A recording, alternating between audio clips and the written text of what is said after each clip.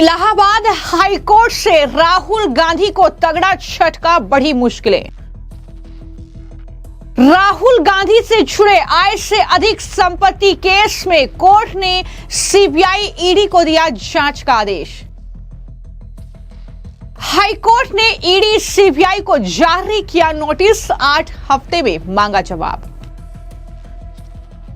Congress party के नेता और सांसद राहुल गांधी को तगड़ा झटका लगा है। दरअसल इलाहाबाद हाईकोर्ट की लखनऊ बेंच ने राहुल गांधी के खिलाफ आय से अधिक संपत्ति केस में अब सीबीआई और ईडी को जांच करने का आदेश दे दिया है। यह बड़ी खबर है कि राहुल गांधी के खिलाफ जो आय से अधिक संपत्ति की शिकायत थी, उस पर अब इलाहाबाद हाईकोर्ट की लखनऊ बेंच ने सीबीआई और ईडी को इन आरोपों को वेरीफाई करके जांच करने को कहा है।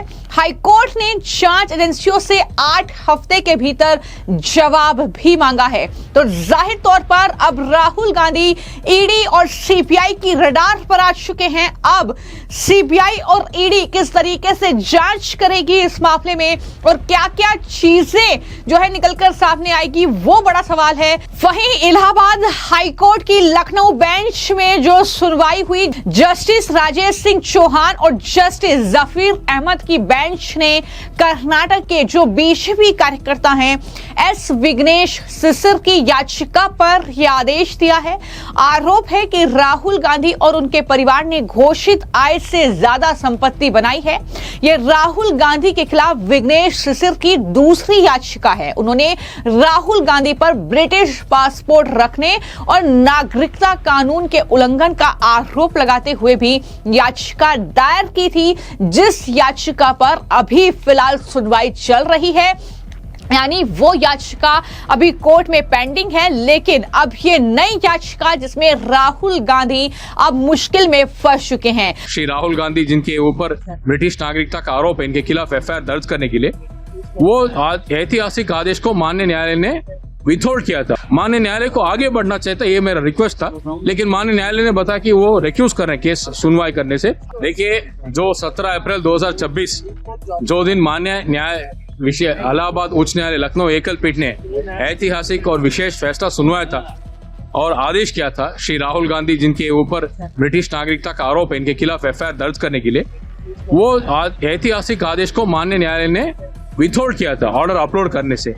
इसके बाद हमने ट्विटर जो सोशल मीडिया पोस्ट एक्स है, वह हमने रिक्वेस्ट किया था तमाम भारत के नागरिकों को और आम नागरिकों को कि हमें सपोर्ट किया जाए और माननीय सर्वोच्च न्यायालय को पिटीशन किया जाए कि जो माननीय सर्वोच्च न्यायालय के चीफ जस्टिस साहब है उनको पिटीशन करके ये ऑर्डर को रिलीज करवाएं, ताकि क्योंकि इतना बड़ा ऐतिहासिक फैसला जब सुनाया गया है उसको फोर्स करना है, एनफोर्समेंट करना है, उसको ऑर्डर्स को आदेश देना है, अंजाम देना है, ताकि आगे की कार्रवाई हो।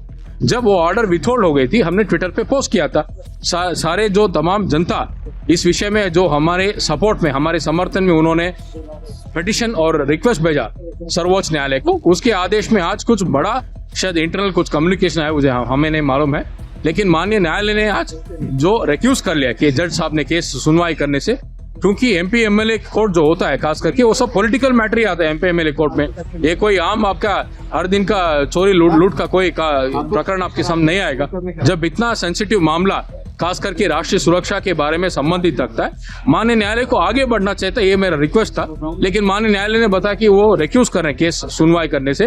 और जो आदेश 17 अप्रैल 2026 को माननीय न्यायालय ने आदेश किया था, उसको अपलोड करने का भी आदेश आज माननीय न्यायालय ने सुनवाया। जी, केस से अलग क्यों हो गए? उनका पर्सनल ओपिनियन है, क्योंकि पॉलिटिकली सेंसिटिव मामला है, इसलिए उन्होंने कहा, क्योंकि मामला कोई एमपी एमएलए कोर्ट में जो भी आता है सब एमपी एमएलए के ही मामला होता है, कोई आम नागरिक का मामला नहीं होता है। उनका पर्सनल ओपिनियन के बारे में नहीं कमेंट करना चाहता हूँ, लेकिन मैंने जो 17 अप्रैल 2026 को माननीय न्यायालय का इतना ऐतिहासिक फैसला आया था, उसको मैंने खुलेआम स्वागत किया था सारा मीडिया के सामने, वो भी मैंने प्रस्तुत किया था। पता नहीं कि जो विदेशी फॉरेन इंटेलिजेंस एजेंसी इस मामले में उनकी इनविजिबल हैंड्स जो चल रही हैं, इसके इस हिसाब से प्रकरण थोड़ा ऊपर नीचे हो रहा है इस मामले में। सर आगे की प्रक्रिया क्या होगी अब आप? आगे की प्रक्रिया आज की निर्णय आदेश अपलोड जब होगा तुरंत हम उसको अंजाम देने का प्रक्रिया चालू करेंगे। हालांकि इस पूरी सुनवाई के दौरान बेंच ने कहा कि आरोपों पर अभी हमारी कोई राय नहीं। सुनवाई के दौरान सीबीआई और ईडी ने कोर्ट को यह बताया कि उन्हें शिकायत मिल गई है और वो मामले में जवाब दाखिल करेंगे। कोर्ट ने कहा कि शिकायत मिली है तो आरोपों की जांच कानून के मुताबिक की जानी चाहिए। हालांकि बेंच ने साफ तौर पर कहा कि उसने अभी राहुल गांधी के खिलाफ लगे आरोपों की सच्चाई पर कोई राय नहीं दी है। मामला अभी शुरुआती चरण में है, लेकिन मामला गंभीर है, इसलिए सीबीआई और ईडी इस मामले की जांच करेगी। अब 20 जुलाई को सुनवाई होगी। याचिकाकर्ता ने डीओपीटी, वित्त मंत्रालय, कॉर्पोरेट मामलों के मंत्रालय और एसएफआईओ जैसी एजेंसियों को भी मामले में शामिल करने की मांग की, जिसे कोर्ट ने मंजूर कर लिया है। कोर्ट ने सभी पक्षों को 8 हफ्ते के भीतर जवाब दाखिल करने का निर्देश दिया है। साथ ही कहा है कि जांच में अब तक क्या प्रोग्रेस हुई, इसकी जानकारी भी कोर्ट में दी जाए। मामले की अगली सुनवाई अब 20 जुलाई को होगी। तो यहां पर राहुल गांधी और गांधी परिवार मुश्किल में फंस चुका है, क्योंकि राहुल गांधी पर आय से अधिक संपत्ति का यह मामला दर्ज हुआ है। पहले से ही जो उनके जीजा हैं, यानी प्रियंका गांधी वाड्रा के पति हैं, वो कहीं ना कहीं मुश्किलों में फंसे हुए हैं संपत्ति के मामले को लेकर। और अब राहुल गांधी भी जांच एजेंसियों की रडार पर आ चुके हैं। लेकिन विघ्नेश शिशिर जो है बैक टू बैक याचिकाएं राहुल गांधी के खिलाफ दर्ज करा रहे हैं। दरअसल याचिकाकर्ता एस विघ्नेश शिशिर कर्नाटक के रहने वाले हैं। सोशल मीडिया प्लेटफॉर्म एक्स पर अपनी प्रोफाइल पर उन्होंने खुद को बीजेपी कार्यकर्ता और डॉक्टर अंबेडकर का फैन बताया है। इलाहाबाद हाई कोर्ट में अब जो सुनवाई हुई है, उसके बाद अब सीबीआई और ईडी राहुल गांधी के खिलाफ जो याचिका दायर है उन आरोपों की अब जांच करेगी, क्योंकि उन्हें निर्देश दिया गया है। और इस तरीके से कितनी संपत्ति है, राहुल गांधी ने ये संपत्ति कब और कहां से अर्जित की है, ये पूरा ब्यौरा अब इकट्ठा किया जाएगा।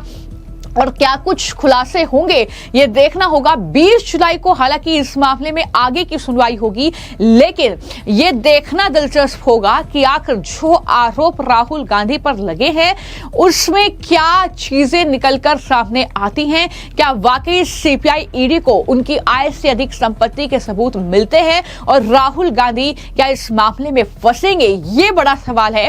क्योंकि ऐसे कई नेता अभी तक रहे हैं जिन पर आय से अधिक संपत्ति के मामले में कार्रवाई हुई है, और राहुल गांधी भी अब कहीं ना कहीं जांच एजेंसियों की रडार पर आ चुके हैं। इलाहाबाद हाई कोर्ट की लखनऊ बेंच के आदेश के बाद अब जांच एजेंसियां राहुल गांधी की जांच पड़ताल करेंगी, और क्या कुछ खुलासा होगा वो कहीं ना कहीं देखना होगा। फिलहाल आपकी इस खबर को लेकर क्या राय है, हमें कमेंट बॉक्स में जरूर लिखें। धन्यवाद।